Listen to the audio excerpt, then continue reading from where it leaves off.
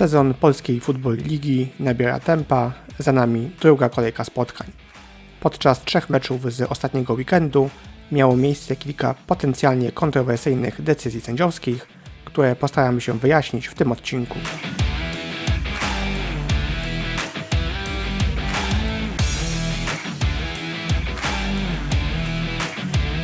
Sytuacja, w której pojawiły się wątpliwości co do rezultatu akcji. Zawodnik drużyny odbierającej dotknął piłkę w polu gry, następnie piłka wpadła do pola punktowego, gdzie zawodnik ją odzyskał i ostatecznie został wypchnięty poza boisko przez linię końcową. W takiej sytuacji rezultatem akcji jest touchback.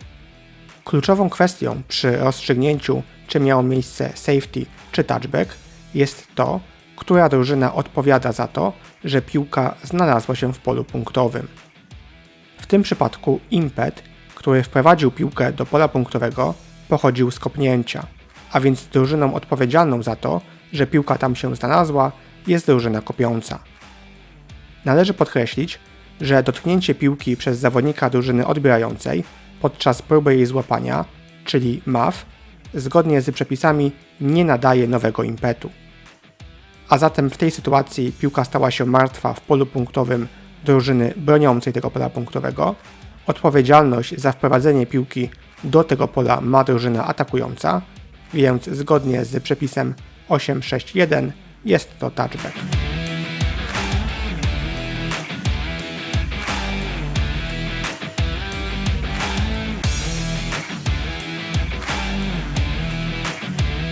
Sytuacja z meczu w Białymstoku, związana z odmachaną flagą za nielegalny kontakt przy podaniu, która wzbudziła pewne kontrowersje.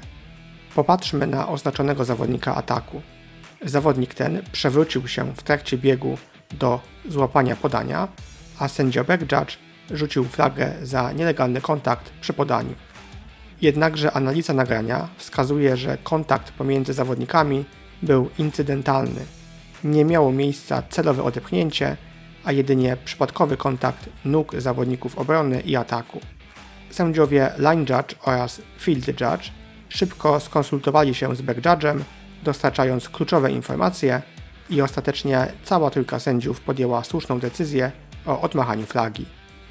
Jest to dobry przykład pokazujący, dlaczego mecze futbolu amerykańskiego sędziowane są w 7 osób i jak ważne jest, aby sytuację oceniać z różnych kątów widzenia.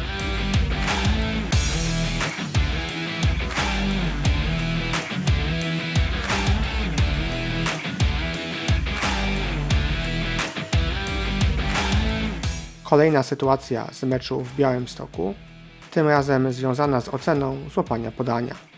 Receiver chwycił piłkę będąc w powietrzu, następnie wylądował jedną nogą w boisku i upadł na ziemię. Zgodnie z przepisami stosowanymi w Polsce, jedna noga w boisku wystarcza do tego, aby podanie było złapane. Pamiętajmy jednak, że zawodnik, który w trakcie procesu łapania upada na ziemię, musi utrzymać kontrolę nad piłką w trakcie takiego upadku. W oglądanej sytuacji ten warunek nie został spełniony. Po tym jak zawodnik wylądował na ziemi poza boiskiem, piłka na moment wypadła z jego rąk i utracił nad nią panowanie. Sędziowie podjęli zatem słuszną decyzję o niekompletnym podaniu.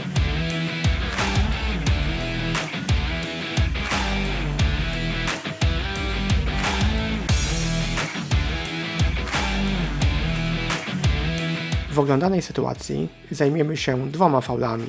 W pierwszej kolejności omówimy potencjalny faul IDP związany z wybiegnięciem zawodnika nieuprawnionego w akcji podaniowej. Jak widzimy, oznaczony zawodnik w momencie podania znajdował się ponad 3 yardy poza linią wznowienia akcji. Podanie jest łapane na granicy strefy neutralnej, a przekroczenie tej strefy przez podanie jest warunkiem koniecznym, aby faul za IDP miał miejsce. Jeśli sędziowie na boisku mają jakiekolwiek wątpliwości, czy pierwszy kontakt piłki z zawodnikiem miał miejsce przed czy poza strefą neutralną, to mają obowiązek uznać, że nie było faulu. W oglądanej akcji miał miejsce znacznie poważniejszy faul, który już bez wątpliwości powinien zostać rzucony. Było to przewinienie osobiste, blindside block. Popatrzmy na oznaczonego zawodnika. Zablokował on swojego przeciwnika z niewidocznej strony, wpadając w niego ramieniem. Kontakt był zdecydowanie mocny. To jest faul i na boisku powinna pojawić się flaga.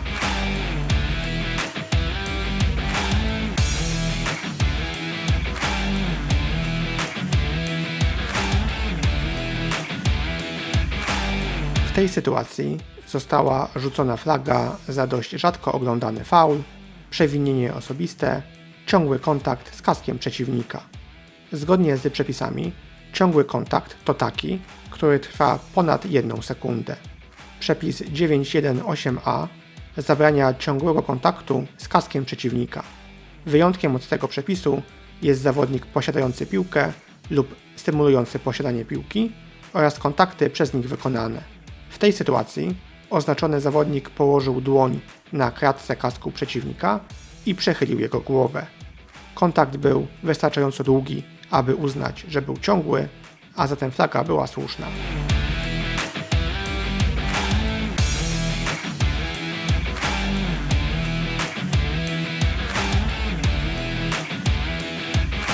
Na koniec dwie sytuacje, w których zostały rzucone flagi za najpoważniejsze przewinienie osobiste, targeting. W obu przypadkach flagi zostały rzucone na podstawie przepisu 9.1.4. Jest to przepis zakazujący atakowania zawodnika bezbronnego poprzez mocny kontakt w okolicy głowy lub szyi. W pierwszej sytuacji, w meczu w Białymstoku, zawodnik ataku rozpoczął slajd, a więc był bezbronny zgodnie z przepisem 2.27.14j. Następnie zawodnik obrony pochylił się, rzucając się w stronę zawodnika ataku i doszło do mocnego uderzenia ramieniem w kask. Mamy tutaj indikator w postaci zainicjowania kontaktu ramieniem, a także mocny kontakt z całą pewnością wykonany w głowę zawodnika bezbronnego. W tej sytuacji nie ma wątpliwości, to jest faul, flagi były słuszne.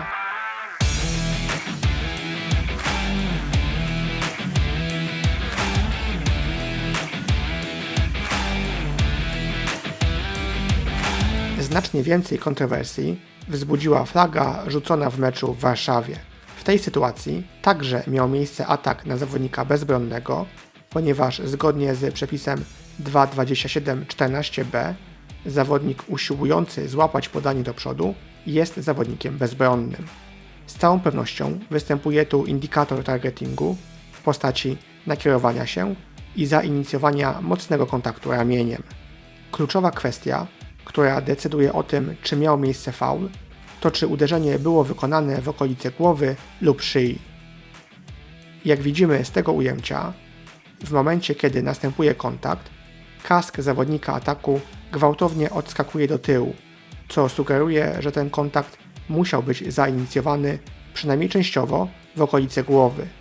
Być może zawodnik został także uderzony w klatkę piersiową, ale przy ocenie tego faulu nie ma znaczenia, że kontakt był częściowo poniżej linii ramion. Targeting to jeden z najbardziej niebezpiecznych fauli i sędziowie na boisku zawsze mają obowiązek kierować się ochroną zdrowia zawodników. W tej sytuacji, na podstawie wszystkich dostępnych ujęć, należy ocenić, że faul miał miejsce i flaga także była słuszna.